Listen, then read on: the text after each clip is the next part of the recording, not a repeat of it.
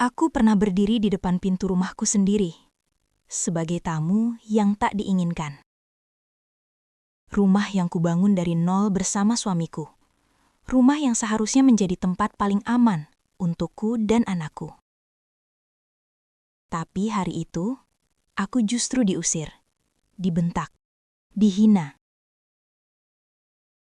Dan yang paling menyakitkan, bukan wanita lain yang menggantikanku, melainkan adik kandungku sendiri. Suamiku menggenggam tangan Dita, adik yang dulu kupeluk saat ia menangis, yang kusekolahkan dengan uang hasil keringatku. Mereka berdiri berdampingan, melawanku. Dan di belakang mereka, anakku menangis memanggil namaku. Aku yang akan mengurus Raihan, kamu pergi saja. Kalimat itu memecahkan hatiku. Aku kehilangan rumah, kehilangan suami, bahkan hampir kehilangan anakku. Namun hidup punya cara yang aneh untuk membalik keadaan. Karena bertahun-tahun kemudian, orang yang dulu mengusirku dengan angkuh, berdiri gemetar di depan pintuku. Wajahnya kusut, pakaiannya lusuh. Suaranya tidak lagi penuh bentakan. Ia datang bukan untuk menghina. Ia datang untuk memohon. Dan saat itu, aku sadar satu hal. Pengkhianatan mungkin menyakitkan. Namaku Rania. Jika kamu melihat hidupku 5 tahun lalu, kamu mungkin akan berkata aku wanita yang beruntung. Aku menikah dengan Arman, pria yang dulu begitu lembut dan penuh perhatian. Kami memulai semuanya dari nol. Rumah kecil di pinggiran kota itu kami cicil bersama. Dindingnya belum dicat sempurna. Halaman depannya masih tanah merah jika hujan. Tapi di sanalah kami menanam mimpi. Setiap pagi, aku bangun lebih dulu, menyiapkan sarapan sederhana, menyetrika kemeja Arman, lalu membangunkan Raihan, anak laki-laki kami yang saat itu baru berusia 3 tahun. Tawanya memenuhi rumah. Suaranya memanggil, "Mama!" adalah energi terbesarku. Arman dulu sering memelukku dari belakang saat aku memasak. "Terima kasih sudah jadi istri yang baik," katanya. Aku percaya itu tulus. Kami memang tidak kaya, tapi cukup. Aku membantu usaha kecil-kecilan Arman, mengatur pesanan, membalas chat pelanggan, bahkan ikut mengantar barang jika diperlukan. Aku bangga bisa berdiri di samping suamiku, bukan di belakangnya. Keluargaku pun sering datang berkunjung, termasuk Dita, adikku. Ia masih kuliah waktu itu, sering menginap di rumah kami. Raihan sangat dekat dengannya. Ia memanggil Dita dengan sebutan Tante Sayang. Tak pernah sedikit pun terlintas di pikiranku bahwa kedekatan itu kelak akan menjadi luka terdalam dalam hidupku. Di meja makan kecil kami, aku sering memandangi Arman dan Raihan bercanda. Hatiku penuh syukur. Dalam diam, aku selalu berdoa agar kebahagiaan ini dijaga. Aku tidak tahu, kebahagiaan yang terlihat tenang kadang hanya permukaan. Karena badai tidak selalu datang dengan suara petir. Kadang ia datang perlahan, lewat perubahan kecil yang nyaris tak terlihat. Dan saat aku menyadarinya nanti, semuanya sudah terlambat. Awalnya, semuanya terlihat biasa saja. Arman mulai pulang sedikit lebih malam dari biasanya. Katanya ada klien baru. Katanya harus memperluas jaringan. Katanya ini semua demi masa depan Raihan. Aku percaya. Sebagai istri, aku ingin menjadi pendukung terbaiknya. Jadi ketika ia bilang lelah, aku tak banyak bertanya. Aku hanya menyiapkan makan malam dan menunggunya, meski jam sudah menunjukkan hampir tengah malam. Malam itu hujan turun deras. Raihan sudah tertidur di kamar. Arman mandi setelah pulang lebih larut dari biasanya. Ponselnya tertinggal di atas meja ruang tamu. Aku tidak pernah menjadi istri yang suka menggeledah. Selama ini aku selalu percaya. Tapi malam itu, Ada dorongan aneh yang tak bisa kujelaskan. Layar ponsel itu menyala. Satu notifikasi masuk. Nama yang muncul membuat napasku tercekat. Dita. Tanganku mulai gemetar. Jantungku berdetak begitu keras sampai rasanya bisa terdengar. Aku mencoba menenangkan diri. Mungkin cuma chat biasa, pikirku. Mungkin hanya urusan keluarga. Tapi ketika ku buka pesan itu, dunia seperti berhenti berputar. Aku kangen kamu. Tadi kamu wangi banget. Andai Kak Rania nggak ada. Tubuhku lemas. Mataku membaca ulang kalimat itu berkali-kali, berharap aku salah melihat. Namun pesan-pesan sebelumnya lebih kejam. Percakapan manja, panggilan sayang, janji-janji masa depan. Bahkan foto-foto yang membuat tanganku tak lagi kuat menggenggam ponsel. Hubungan itu bukan baru kemarin. Sudah berbulan-bulan. Air mataku jatuh tanpa suara. Dadaku terasa sesak. Aku seperti tenggelam di ruangan sendiri. Adikku. Adik yang dulu kupeluk saat ia takut tidur sendiri. Yang kubela ketika ia dimarahi orang tua. Yang kubantu biaya kuliahnya ketika ia kekurangan. Dan suamiku, pria yang bersumpah di depan penghulu untuk setia seumur hidup. Mereka memilih menusukku bersama. Suara langkah kaki Arman dari kamar mandi membuatku tersentak. Aku tak sempat menyimpan ponsel itu dengan sempurna. Ia melihat wajahku yang pucat. "Kamu buka HP aku?" Aku tak mampu langsung menjawab. Air mata lebih dulu mengalir. "Kenapa, Man? Kenapa harus Dita?" Wajahnya berubah. Bukan bersalah, bukan panik. Marah. Jadi ini salahku. Aku berdiri gemetar, memperlihatkan pesan yang masih terbuka. "Ini apa?" Ia merebut ponsel itu kasar. "Kalau kamu nggak bisa jadi istri yang menyenangkan, jangan salahkan aku cari kebahagiaan." Kalimat itu menghancurkan sisa harapanku. Bukan hanya ia tak menyesal, ia bahkan menyalahkanku. Malam itu, untuk pertama kalinya dalam hidupku, aku merasa benar-benar sendirian, meski berada di rumah sendiri. Dan aku belum tahu, pengkhianatan ini baru permulaan. Karena yang akan terjadi setelah ini jauh lebih menyakitkan dari sekedar perselingkuhan. Pagi itu, aku tidak tidur sama sekali. Mataku bengkak. Dadaku masih terasa sesak. Tapi satu hal yang kupastikan, aku tidak akan diam. Jika memang semuanya sudah hancur, setidaknya aku ingin mendengar pengakuan langsung dari Dita, dari mulutnya sendiri. Tanganku gemetar saat menekan bel rumah kontrakannya. Beberapa detik terasa seperti berjam-jam. Pintu terbuka, dan di sanalah dia, adikku sendiri. Wajahnya terlihat terkejut sesaat, lalu berubah datar, bahkan nyaris tidak merasa bersalah. "Kak," ucapnya pelan. "Aku cuma mau satu hal." Suaraku serak tapi tegas. "Kenapa?" Ia terdiam sebentar, lalu mempersilahkanku masuk.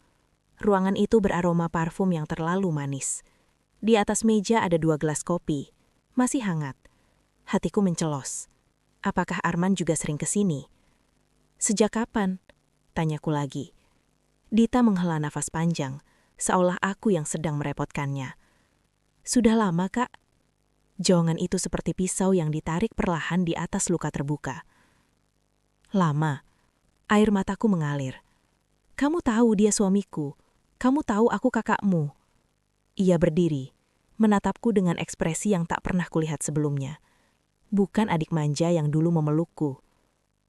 "Aku nggak pernah maksa, Kak. Kami sama-sama nyaman." Nyaman. Kata itu menghancurkan segalanya. Nyaman dengan menghancurkan rumah tanggaku. Ia tersenyum tipis. Senyum yang membuat darahku terasa mendidih. "Kak Rania sudah berubah. Kakak terlalu sibuk urus rumah, urus anak. Bang Arman butuh perempuan yang bisa mengerti dia." Tamparan itu bukan di pipiku, tapi tepat di harga diriku. Jadi selama ini aku dianggap kurang menarik, kurang menyenangkan. Aku yang membantunya dari nol, suaraku meninggi. Aku yang ada saat dia nggak punya apa-apa. Dita tertawa kecil. Tawanya membuat tubuhku lemas. Tapi sekarang dia punya pilihan. Kalimat itu adalah pukulan terakhir. Pilihan. Aku menatap adikku lama, mencari sisa rasa bersalah di matanya. Tak ada. Yang ada hanya keyakinan bahwa ia telah memenangkan sesuatu. Saat aku berdiri hendak pergi, ia berkata pelan namun jelas. Mungkin memang sudah waktunya kakak mengalah. Mengalah? Aku berjalan keluar dengan langkah goyah. Dunia terasa asing. Orang-orang berlalu lalang seperti biasa, tanpa tahu bahwa hatiku baru saja dihancurkan oleh darah dagingku sendiri. Hari itu aku sadar satu hal. Perselingkuhan itu menyakitkan, tapi dikhianati oleh keluarga sendiri, rasanya seperti kehilangan separuh jiwa. Dan aku belum tahu bahwa setelah tamparan ini, hidupku akan menerima pukulan yang jauh lebih keras. Aku pulang dengan langkah gontai setelah bertemu Dita. Hujan turun lagi sore itu, seolah langit ikut menangis bersamaku. Namun yang menungguku di rumah jauh lebih menyakitkan dari air mata manapun. Pintu rumah terbuka setengah. Dari dalam terdengar suara tawa. Suara Arman. Dan suara Dita. Tanganku membeku di gagang pintu. Saat aku masuk, pemandangan itu seperti adegan yang tak pernah ingin kulihat. Dita duduk di sofa ruang tamu, di rumahku, di tempat yang selama ini kujaga seperti istana kecil keluargaku. Arman berdiri, wajahnya tak lagi menyembunyikan apapun. "Kamu sudah tahu kan?" katanya dingin. Aku menatap mereka bergantian. "Ini rumahku." Arman tertawa sinis. "Rumah kita." Kalimat itu terdengar berbeda hari ini. Dita berdiri perlahan, mendekati Arman. Ia tidak lagi berusaha sembunyi. Tangannya menyentuh lengan suamiku dengan begitu alami, begitu berani. "Mulai sekarang, aku yang akan menemani Bang Arman," katanya tanpa rasa bersalah.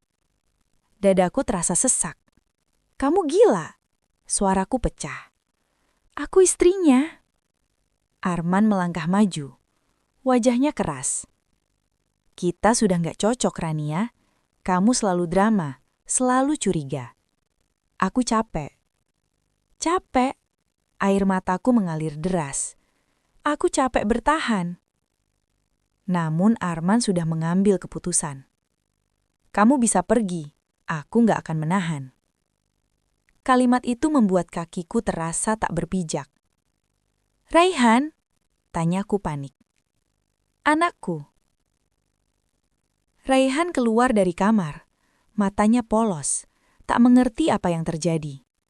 Ia memeluk kakiku. "Ma, kenapa Mama menangis?" Aku berlutut, memeluknya erat. "Mama gak apa-apa, sayang." Tapi Arman menarik tangan Raihan dari pelukanku. "Aku yang akan mengurus dia."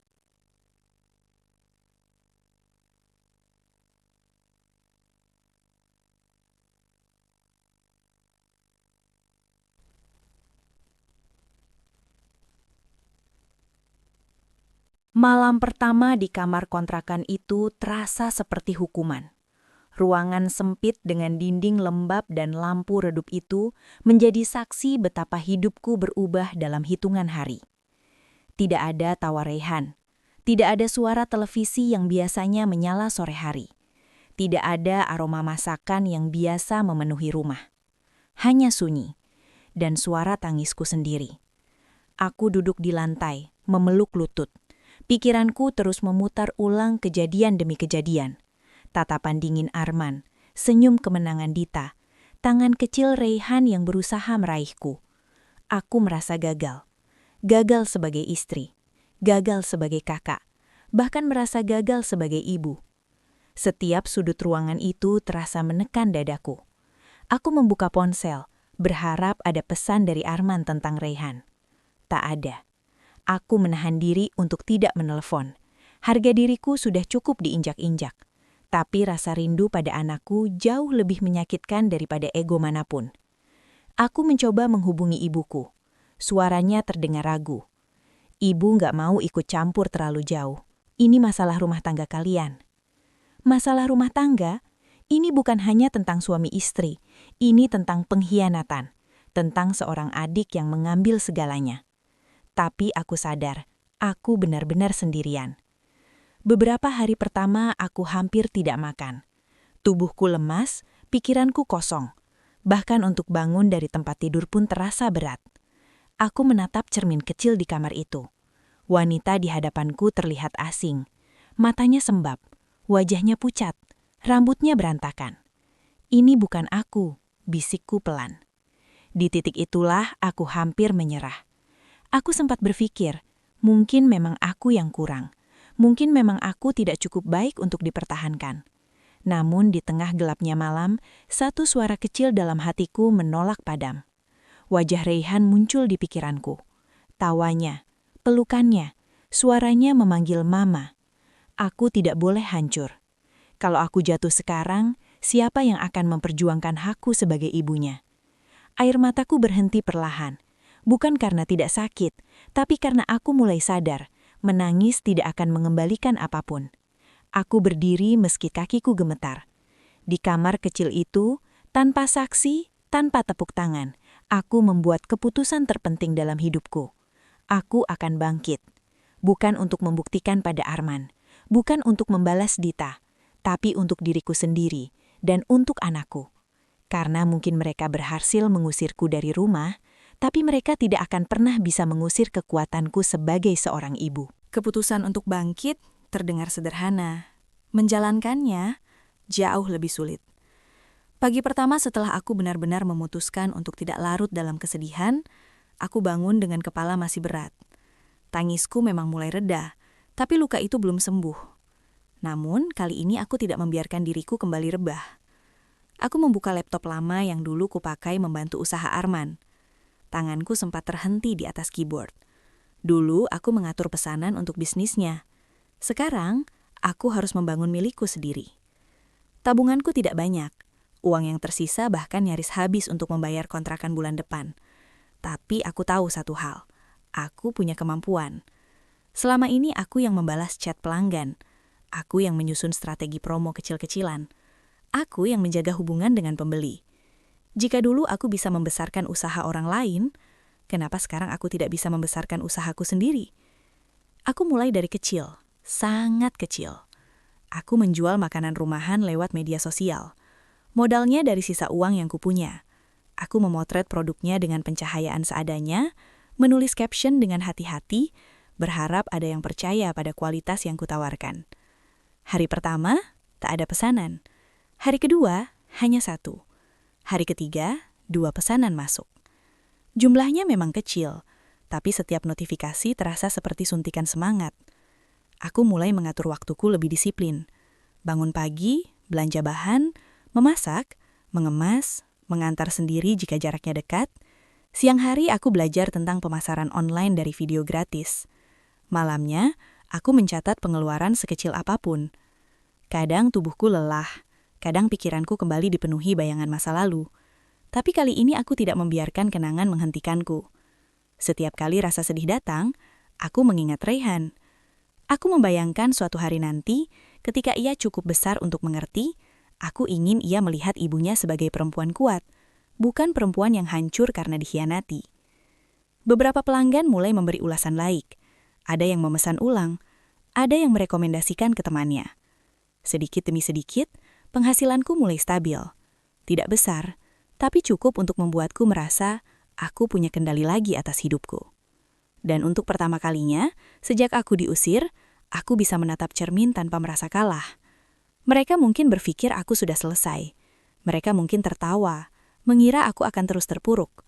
Tapi mereka tidak tahu, di balik pintu kontrakan kecil itu, seorang perempuan yang dulu diremehkan sedang membangun ulang dirinya. Pelan, diam-diam, dan jauh lebih kuat dari sebelumnya. Waktu berjalan lebih cepat dari yang kusadari. 6 bulan setelah aku memulai usahaku, hidupku perlahan menemukan ritme baru. Pesanan makin stabil. Bahkan aku mulai memiliki 2 karyawan rumahan untuk membantu produksi. Kontrakan kecil itu tak lagi terasa sesak. Ia menjadi saksi kebangkitanku. Aku masih merindukan Raihan setiap hari. Tapi aku belajar menahan diri.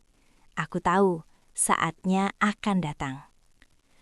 Lalu suatu sore, kabar itu datang tanpa kuduga. Seorang tetangga lamaku menghubungiku. Awalnya hanya basa-basi, menanyakan kabarku.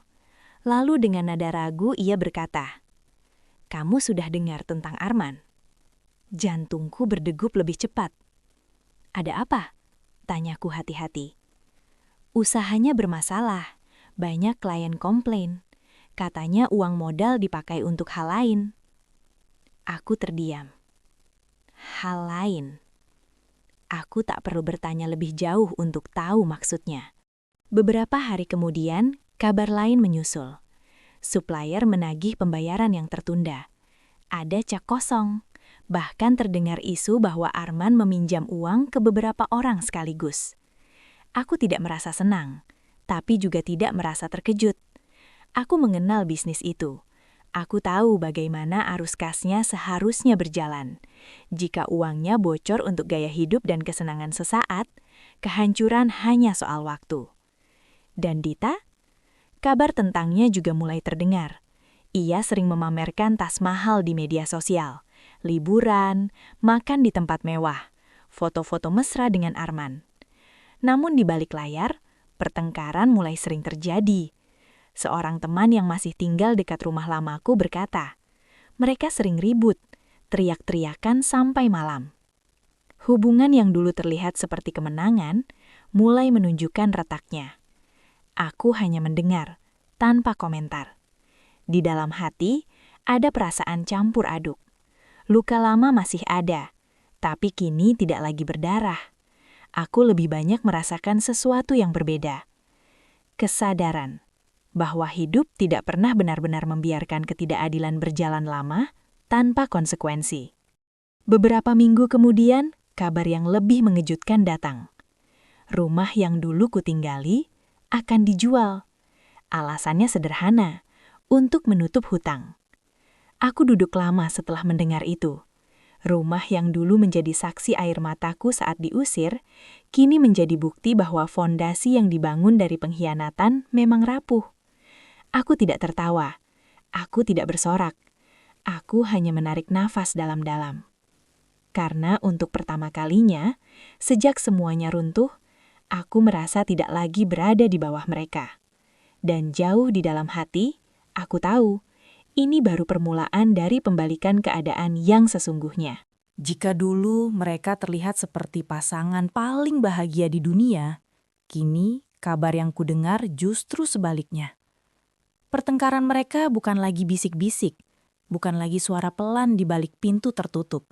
Kini, tetangga bisa mendengarnya dengan jelas. Suatu malam, seorang kenalan lama mengirim pesan kepadaku. "Rania, aku nggak tahu harus bilang ini atau enggak, tapi tadi Arman ribut besar sama Dita, sampai lempar-lempar barang." Tanganku terdiam di atas layar ponsel. Dulu, ketika Arman membentakku, aku memilih diam.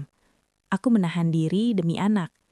Kini, amarah yang dulu ia tujukan padaku berbalik pada perempuan yang dulu ia bela mati-matian. Ironis. Dari cerita yang kudengar, masalahnya selalu sama, uang. Hutang Arman semakin menumpuk. Usaha yang dulu stabil kini nyaris berhenti total. Supplier tak lagi percaya, pelanggan berpindah ke tempat lain. Dan Dita tidak siap hidup susah.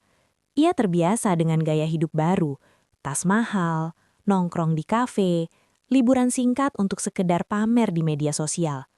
Ketika uang tak lagi mengalir, cinta yang mereka bangun pun mulai kehilangan fondasi. Katanya Dita sering menyalahkan Arman, ujar temanku suatu hari. Dia bilang dulu janji hidup enak. Janji. Janji yang dibangun di atas pengkhianatan memang jarang bertahan lama. Aku membayangkan rumah itu kini dipenuhi suara saling menyalahkan. Tidak ada lagi tawa manja, tidak ada lagi foto romantis yang tampak sempurna. Yang ada hanya tekanan. Dan di tengah semua itu, ada Raihan. Itulah yang membuat hatiku tetap nyeri. Aku mendengar ia mulai sering diam, nilainya di sekolah menurun, bahkan beberapa kali tidak masuk karena ada urusan keluarga. Setiap kali mendengar kabar tentang anakku, dadaku terasa diremas. Aku ingin marah, aku ingin datang dan mengambilnya saat itu juga. Tapi aku tahu, emosiku bukan solusi. Aku terus memperkuat diriku. Usahaku kini semakin berkembang. Aku mulai menabung lebih serius, berkonsultasi dengan pengacara tentang hak asuh. Diam-diam, aku mempersiapkan langkah. Sementara itu, hubungan Arman dan Dita semakin retak. Hubungan yang dulu mereka anggap sebagai kebahagiaan sejati, kini berubah menjadi beban. Dan aku mulai menyadari satu hal yang pahit namun nyata. Cinta yang lahir dari pengkhianatan jarang tumbuh menjadi kedamaian. Ia lebih sering berubah menjadi kecurigaan, tekanan, dan saling menyalahkan. Dan mungkin, tanpa mereka sadari, kehancuran itu bukan datang tiba-tiba. Ia hanya menunggu waktu, dan waktu itu semakin dekat. Kabar itu datang seperti angin kencang yang membawa debu masa lalu kembali ke wajahku. Rumah itu akhirnya terjual. Rumah yang dulu menjadi tempatku diusir dengan hujan deras sebagai saksi. Rumah yang menyimpan tawa Reyhan saat belajar berjalan. Kini berpindah tangan untuk menutup hutang yang tak lagi bisa dibayar. Aku mendengar Arman tidak punya pilihan lain. Penagih hutang datang hampir setiap hari. Suara ketukan keras di pintu, ancaman, bahkan ada yang berteriak-teriak di depan tetangga. Harga diri yang dulu ia injak-injak, kini hancur di depan umum. Mobil mereka disita lebih dulu. Lalu perhiasan yang dulu sering dipamerkan Dita perlahan menghilang. Media sosialnya yang dulu penuh senyum dan kemewahan kini sepi. Tak ada lagi foto makan malam romantis. Tak ada lagi liburan dadakan. Yang tersisa hanya kabar pertengkaran dan tekanan. Namun di balik semua itu, ada satu kabar yang membuatku tak bisa tidur semalaman. Reyhan mulai jarang sekolah. Alasannya bermacam-macam. Kadang sakit, kadang tidak ada yang mengantar. Kadang katanya uang belum ada. Hatiku seperti diremas kuat. Anakku yang dulu selalu ceria, kini harus merasakan dampak dari keputusan orang dewasa yang egois. Aku duduk lama di ruang tamuku yang kini jauh lebih nyaman dari kontrakan dulu. Usahaku berkembang pesat. Aku bahkan sudah menyewa ruko kecil untuk produksi. Secara materi, aku jauh lebih stabil. Ironisnya, saat mereka jatuh, aku justru berdiri. Namun, tidak ada rasa puas. Yang ada hanya satu dorongan kuat dalam dadaku. Aku harus menyelamatkan Reyhan. Aku kembali menghubungi pengacara. Dokumen-dokumen mulai disiapkan.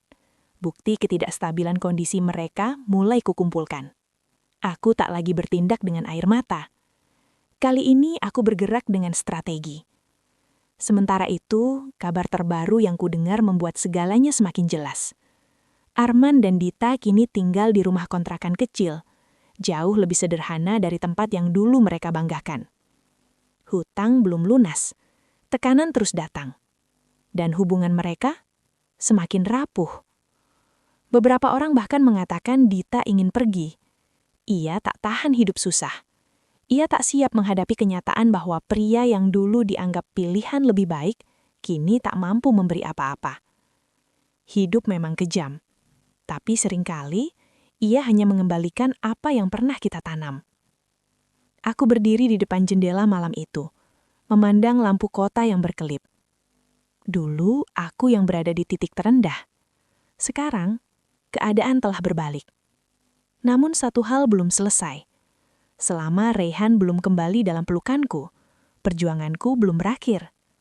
Dan aku tahu, waktu untuk pertemuan yang tak terhindarkan itu semakin dekat. Sore itu langit mendung, seolah mengulang adegan beberapa tahun lalu ketika aku diusir dalam hujan. Aku baru saja selesai menutup toko ketika ponselku berdering. Nomor tak dikenal. Aku ragu mengangkatnya, tapi entah kenapa hatiku terasa tidak tenang. Halo? Suara di seberang sana membuat nafasku tercekat. Rania, Arman. Sudah lama aku tak mendengar suaranya secara langsung. Dulu suara itu penuh wibawa, penuh keyakinan. Kini terdengar berat, dan anehnya lemah. Ada apa? Tanyaku datar. Ia terdiam beberapa detik sebelum menjawab. Bisa kita bicara? Aku hampir menolak, tapi sebelum sempat berkata apa-apa, terdengar suara kecil di belakangnya. "Mah." Raihan. Jantungku seperti berhenti berdetak. Di mana mereka?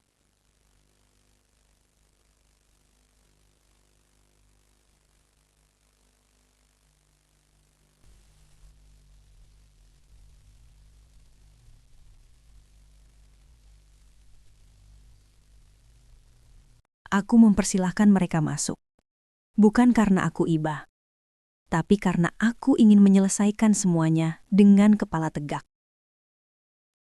Raihan masih memelukku erat, seolah takut aku menghilang lagi. Tubuh kecilnya terasa lebih kurus dari yang kuingat. Dadaku sesak menahannya lebih lama. Arman duduk di sofa ruang tamu rumah baruku. Rumah yang kubeli dari hasil jerih payahku sendiri. Ia melihat sekeliling dengan pandangan sulit ditebak. Mungkin ia tak pernah membayangkan aku bisa sejauh ini. Dita duduk di ujung kursi, gelisah. Jari-jarinya saling menggenggam. Tak ada lagi senyum sinis. Tak ada lagi kalimat pedas.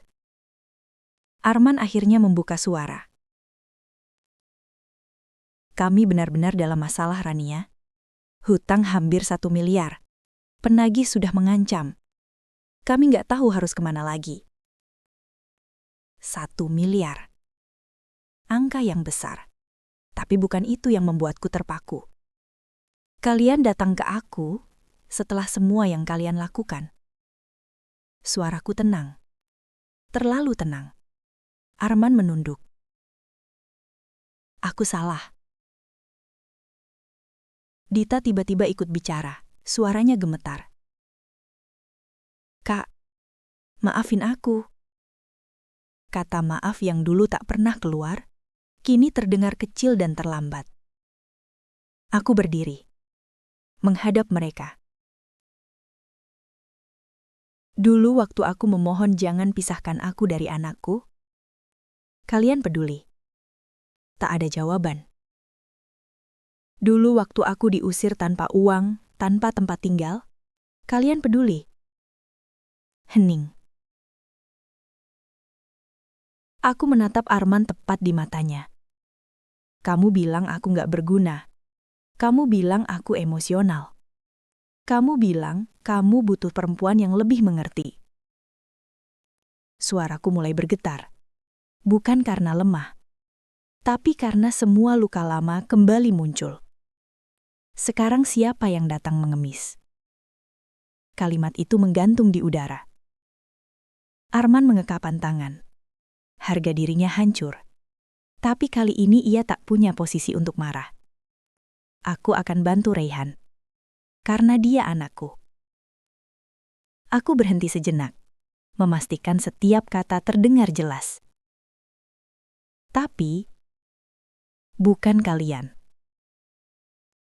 Dita terisak. Kak, kami bisa berubah. Aku menggeleng pelan. Perubahan bukan dibuktikan dengan tangisan, tapi dengan tanggung jawab. Aku berjalan mendekati Raihan dan menggenggam tangannya. Mulai sekarang, Raihan ikut aku. Arman terdiam lama. Dulu ia akan membentak. Dulu ia akan memaksakan kehendak. Tapi hari ini, ia tak punya kuasa. Ia hanya mengangguk pelan. Momen itu terasa seperti sesuatu yang terlepas dari dadaku. Bertahun-tahun rasa tak berdaya, akhirnya luruh. Aku tidak berteriak. Aku tidak menghina. Aku tidak membalas dengan kejam. Aku hanya mengambil kembali apa yang seharusnya tak pernah dirampas dariku. Dan untuk pertama kalinya sejak semuanya hancur, aku benar-benar menang. Bukan karena mereka jatuh, tapi karena aku berdiri lebih tinggi tanpa harus menjatuhkan siapapun. Dan itulah tamparan paling keras bagi mereka. Hari itu, Raihan resmi kembali tinggal bersamaku. Tidak ada perebutan. Tidak ada bentakan. Tidak ada drama seperti dulu. Hanya keheningan panjang yang terasa lebih berat daripada ribuan kata. Saat mobil mereka pergi meninggalkan halaman rumahku, aku berdiri memeluk Raihan erat. Tubuh kecilnya kini kembali dalam jangkauanku. Hangat, nyata. Mama gak pergi lagi kan? Tanyanya pelan. Aku berlutut di depannya. Mengusap rambutnya. Enggak, sayang. Mama di sini. Kalimat sederhana itu terasa seperti janji terbesar dalam hidupku. Malam pertama Raihan tidur di kamarnya yang baru.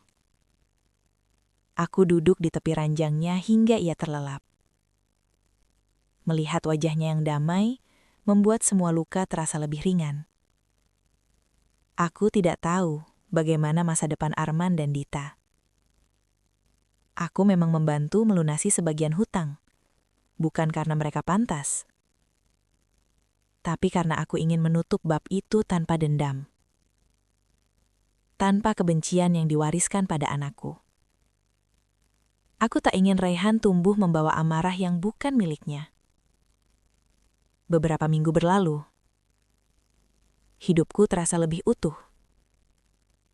Usahaku terus berkembang. Raihan mulai kembali ceria. Nilainya membaik. Tawanya kembali memenuhi rumah. Kadang, di malam yang tenang, aku merenung. Jika dulu aku tidak diusir, mungkin aku tidak pernah menemukan kekuatanku sendiri. Jika dulu aku dihina, mungkin aku tidak pernah belajar menghargai diriku setinggi ini. Pengkhianatan memang menghancurkan, tapi ia juga membuka mata.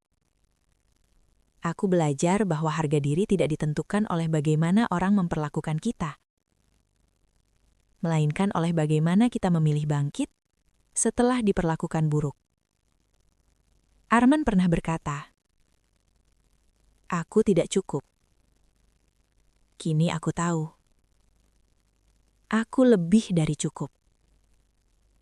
Bukan karena aku sukses, bukan karena aku menang, tapi karena aku tidak membiarkan luka mengubahku menjadi pahit. Aku memilih bangkit. Aku memilih memaafkan tanpa melupakan pelajaran. Aku memilih menjadi ibu yang kuat. Dan dari semua yang terjadi, satu hal yang paling penting, aku tidak lagi takut kehilangan. Karena aku sudah pernah berada di titik paling bawah. Dan tetap mampu berdiri. Hidup tidak selalu adil. Tapi hidup selalu memberi kesempatan kedua bagi mereka yang berani melangkah. Dan kini, setiap pagi saat Raihan memanggil, "Mama," aku tahu. Semua air mata itu tidak pernah sia-sia. Ruangan itu hening, hanya suara napas tertahan dan isak kecil yang terdengar. Arman menunduk. Dita tak lagi berani menatapku. Orang yang dulu berdiri angkuh di rumahku, kini duduk gemetar di kursi tamu rumah yang kubeli sendiri. "Rania, tolonglah. Kami benar-benar tidak punya siapa-siapa lagi." Suara Arman pecah. Kalimat itu seperti gema dari masa lalu. Dulu, aku juga berkata hampir sama. Memohon agar tidak dipisahkan dengan anakku. Memohon agar tidak diusir tanpa pegangan. Tapi saat itu, mereka tidak goyah sedikit pun. Aku berdiri perlahan. "Kalian datang bukan karena menyesal," ucapku tenang, "tapi karena kalian tidak punya pilihan. Kata-kataku membuat Arman menelan ludah. Kalian kehilangan uang, kehilangan rumah, kehilangan kenyamanan. Tapi aku kehilangan harga diri, kehilangan anakku, kehilangan segalanya. Hening. Aku menggenggam tangan Raihan lebih erat. Aku akan bantu anakku, tapi aku tidak akan menyelamatkan kesalahan kalian. Itu bukan dendam, itu batas. Untuk pertama kalinya, Arman tidak membantah, tidak membentak, tidak menyalahkan. Ia hanya mengangguk.